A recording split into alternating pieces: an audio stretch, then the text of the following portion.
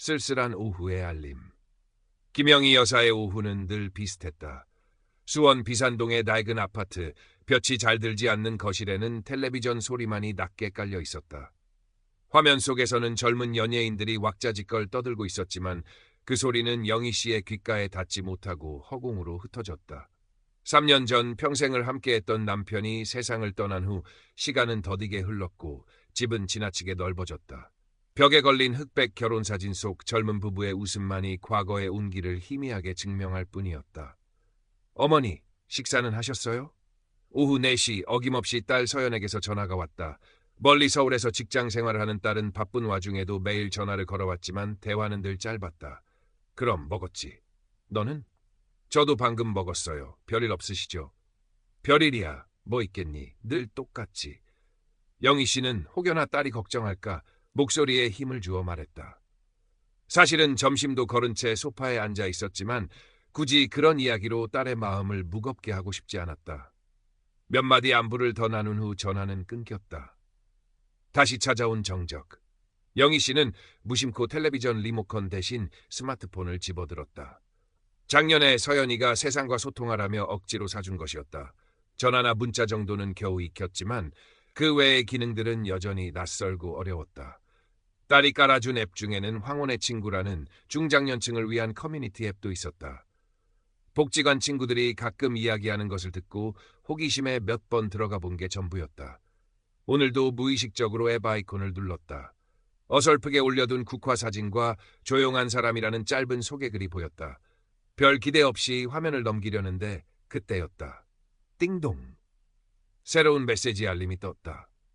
안녕하세요, 김영희님. 프로필 사진 속 국화가 참 곱네요. 혹시 실례가 안 된다면 잠시 대화 나눌 수 있을까요? 박준호라는 이름이었다. 프로필 사진 속 남자는 50대 후반에서 60대 초반으로 보이는 중후하면서도 인상이 좋은 모습이었다. 깔끔한 정장 차림의 배경으로는 이국적인 풍경이 보였다. 영희 씨는 순간 가슴이 작게 두근거렸다. 낯선 사람과의 대화는 어색했지만 정중한 말투에 어쩐지 나쁜 사람 같지는 않았다. 떨리는 손으로 더듬더듬 답장을 입력했다. 네, 안녕하세요. 그것이 모든 것의 시작이었다. 봄바람처럼 스며든 위로 박준호 씨와의 대화는 놀랍도록 편안하고 즐거웠다. 그는 자신을 중동 지역에서 건설 사업을 하는 사업가라고 소개했다. 아내와는 오래전 사별했고 외동딸은 결혼해서 미국에 살고 있다고 했다. 그는 매일 아침 저녁으로 영희 씨에게 카카오톡 메시지를 보냈다. 영희님, 좋은 아침입니다. 그곳 날씨는 어떤가요? 여기는 오늘도 태양이 뜨겁네요. 오늘 복지관에서는 무엇을 하셨나요? 당신의 소소한 일상이 궁금합니다.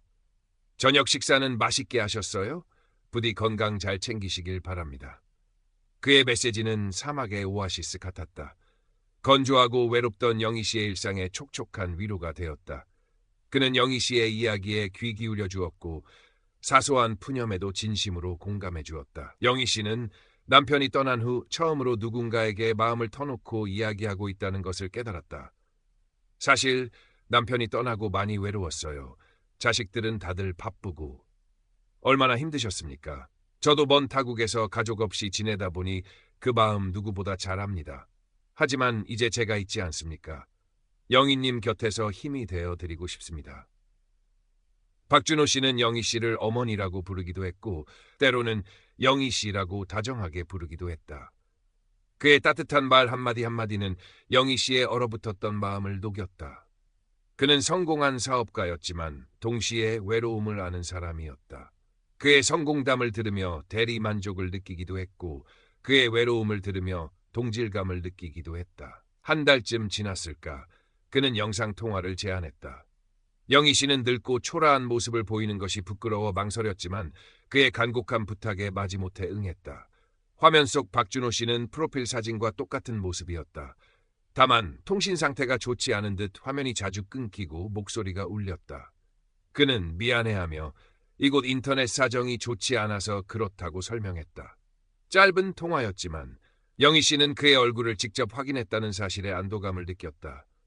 어느 날 이정숙 씨가 복지관에서 물었다. 영희 씨, 요즘 얼굴이 폈네? 좋은 일 있어? 영희 씨는 자신도 모르게 얼굴이 붉어졌다. 아니, 뭐 그냥 혹시 연애하는 거 아냐? 스마트폰만 붙들고 사는 게 수상해. 정숙 씨의 짓궂은 농담에 영희 씨는 손사래를 쳤지만 마음 한구석은 간질거렸다. 박준호 씨와의 관계를 연애라고 생각하지는 않았지만 그가 주는 설렘과 위안은 분명 특별했다. 박준호 씨는 곧 한국으로 돌아올 계획이라고 했다. 그는 영희 씨와 함께 한국에서 여생을 보내고 싶다고, 조촐하게 전원주택을 짓고 함께 국화를 가꾸며 살고 싶다고 말했다. 영희 씨는 꿈을 꾸는 것 같았다. 잿빛 같던 노년에 찾아온 믿기 힘든 행운이었다. 그녀는 이 행복을 딸에게도 알리고 싶었지만 왠지 모르게 망설여졌다. 주책이다라고 핀잔을 줄까봐, 혹은 인터넷에서 만난 사람을 어떻게 믿냐고 걱정할까봐 두려웠다. 그래서 이 비밀스러운 관계는 그녀만의 것이 되었다. 균열의 시작. 따스한 봄바람 같던 관계에 첫 균열이 생긴 것은 박준호 씨에게서 처음으로 돈 이야기가 나왔을 때였다. 영희님, 정말 죄송한 부탁이 있습니다. 이곳 현장에서 갑자기 문제가 생겨 급하게 자금이 필요한데 해외 송금 절차가 너무 복잡해서요. 혹시 50만 원 정도만 잠시 빌려주실 수 있을까요? 한국에 들어가자마자 바로 갚겠습니다. 그의 목소리는 미안함으로 가득 차 있었다. 영희 씨는 순간 당황했다.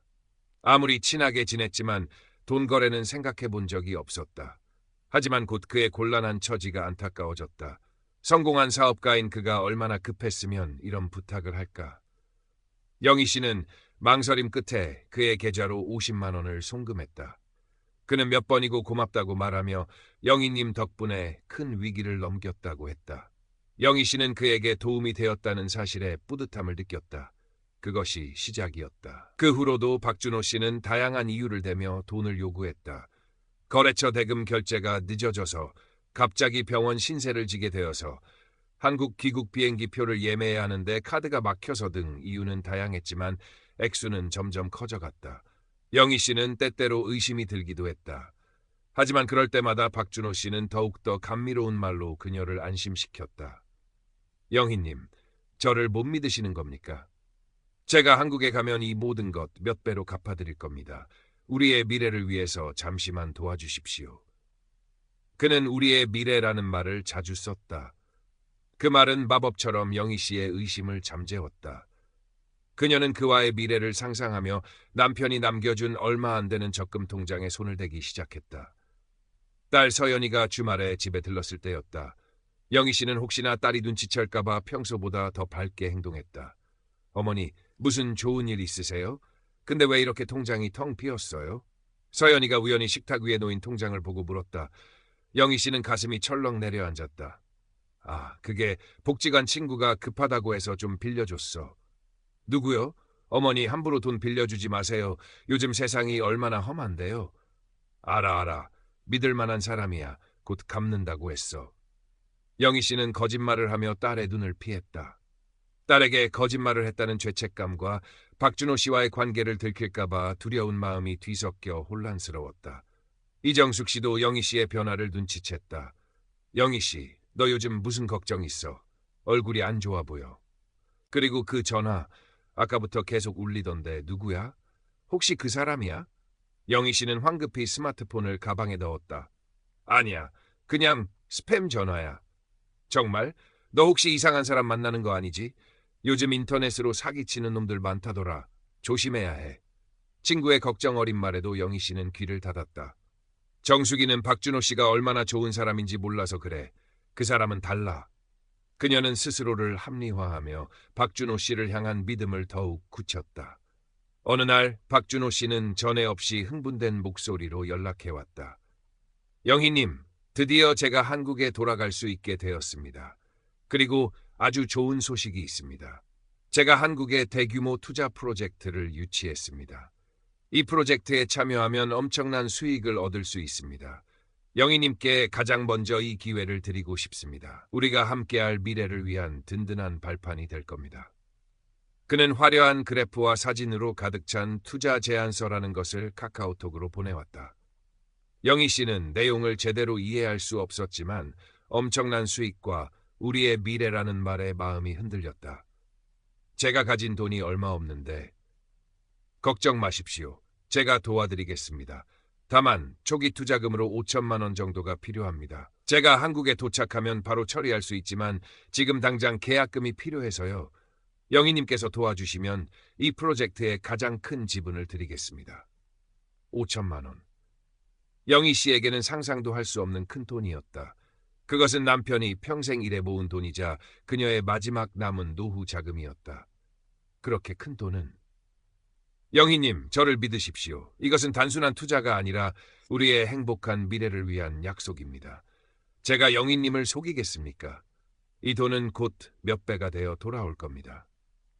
그의 간절하고 확신에 찬 목소리에 영희 씨는 결국 넘어가고 말았다.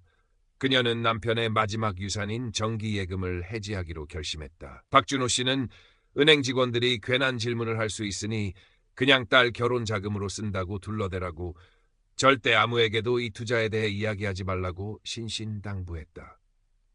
깨어진 꿈, 차가운 현실. 수원 남부의 KB 하나은행 지점은 점심시간이 막 지난 시간이라 한산했다. 김영희 씨는 번호표를 뽑아들고 의자에 앉아 순서를 기다렸다. 손에 든 통장은 땀으로 축축했고 심장은 불안하게 뛰었다. 정말 괜찮을까? 의심이 고개를 들었지만 곧 박준호 씨의 다정한 목소리와 함께할 미래에 대한 기대로 억눌렀다. 123번 고객님, 창구로 와주십시오. 영희 씨는 자리에서 일어나 3번 창구로 향했다. 젊은 여직원이 상냥하게 웃으며 그녀를 맞았다. 어떻게 오셨습니까, 어르신? 저 이 정기 예금을 좀 해지하려고요. 영희 씨는 떨리는 목소리로 통장을 내밀었다. 직원은 통장을 받아들고 컴퓨터에 무언가를 입력하더니 잠시 고개를 갸웃했다. 어르신, 만기가 아직 좀 남았는데 지금 해지하시면 이자 손해가 크십니다. 혹시 무슨 급한 일이라도 있으신가요? 아, 네. 좀 딸 결혼 자금으로 쓰려고요. 영희 씨는 박준호 씨가 시킨 대로 둘러댔다. 하지만 직원의 눈에는 여전히 의심이 가시지 않은 듯했다. 그러시군요. 금액이 5천만 원인데 전액 현금으로 인출하시겠습니까? 아니면 계좌 이체를 하시겠습니까? 계좌 이체로요. 영희 씨는 박준호 씨가 알려준 계좌번호가 적힌 쪽지를 건넸다. 직원은 계좌번호를 입력하가 다시 한번 물었다. 어르신, 혹시 이 계좌 주인분과 어떤 관계이신가요? 요즘 보이스피싱이나 온라인 사기가 많아서요. 큰돈을 이체하실 때는 저희가 확인 절차를 거치게 되어 있습니다. 직원의 조심스러운 질문에 영희 씨는 가슴이 뜨끔했다. 아는 사람입니다. 사업 파트너, 아니 곧 결혼할, 아니 그냥 아는 사람이에요. 확실한 사람이니 걱정 마세요. 횡설수설하는 영희 씨의 모습에 직원의 의심은 더욱 깊어졌다. 어르신, 잠시만 기다려 주시겠습니까? 제가 팀장님께 잠시 여쭤보고 오겠습니다. 직원이 자리를 비운 사이 영희 씨는 초조하게 손가락을 만지작거렸다.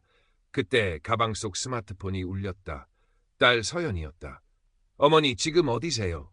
나, 은행에 잠깐 볼 일이 있어서. 은행에요? 무슨 일이세요? 혹시 무슨 돈 문제 있으세요? 딸의 목소리가 날카로웠다. 영희 씨는 당황해서 말을 더듬었다.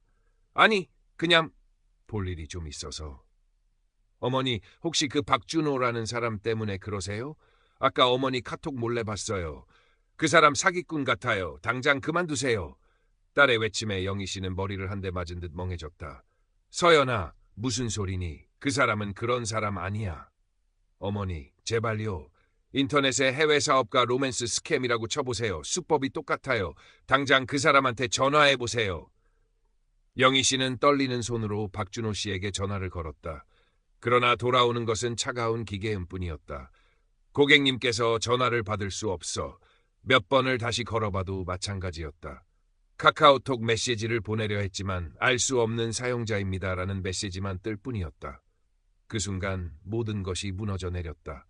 따뜻했던 말들, 함께 꾸었던 미래, 그 모든 것이 신기루처럼 사라졌다.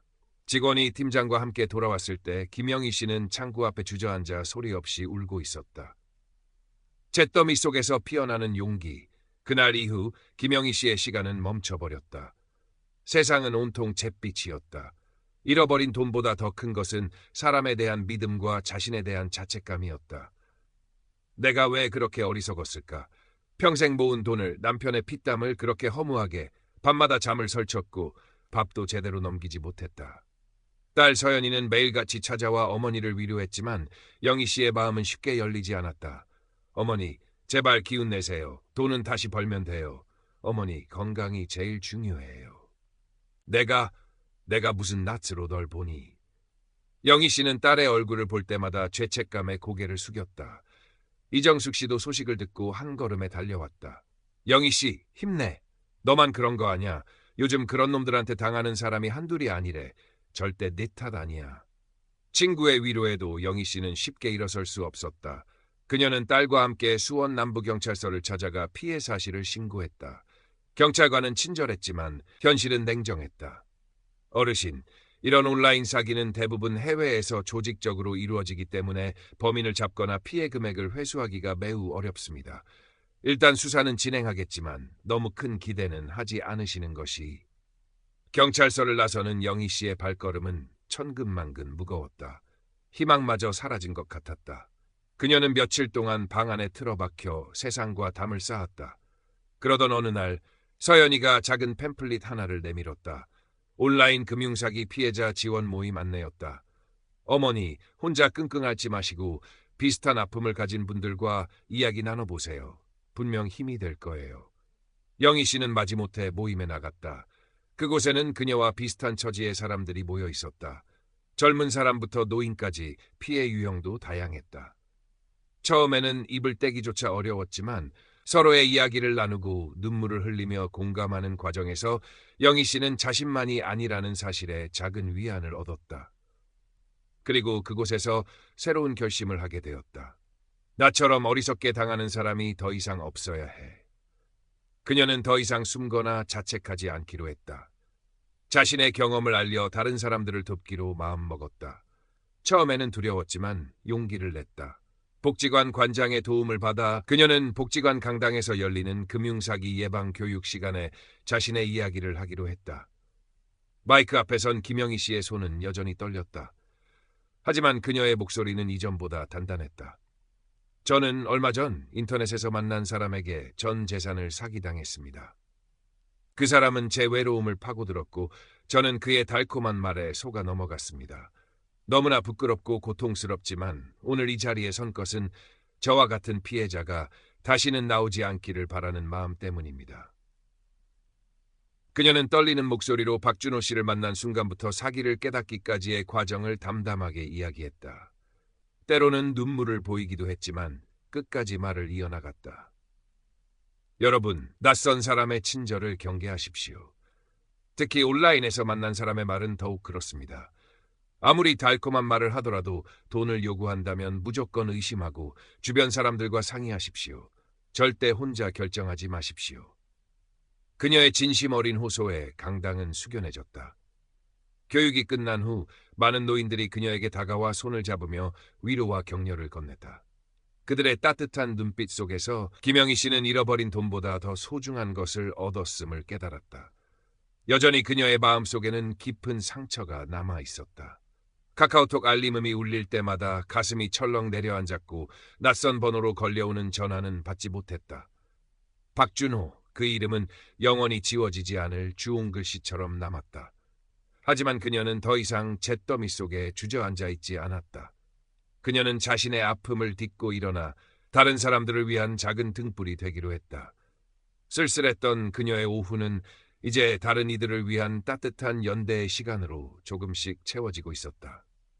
수원 비산동의 낡은 아파트 창문 너머로 겨울을 준비하는 나뭇가지 사이로 희미하지만 분명한 희망의 빛이 비치고 있었다.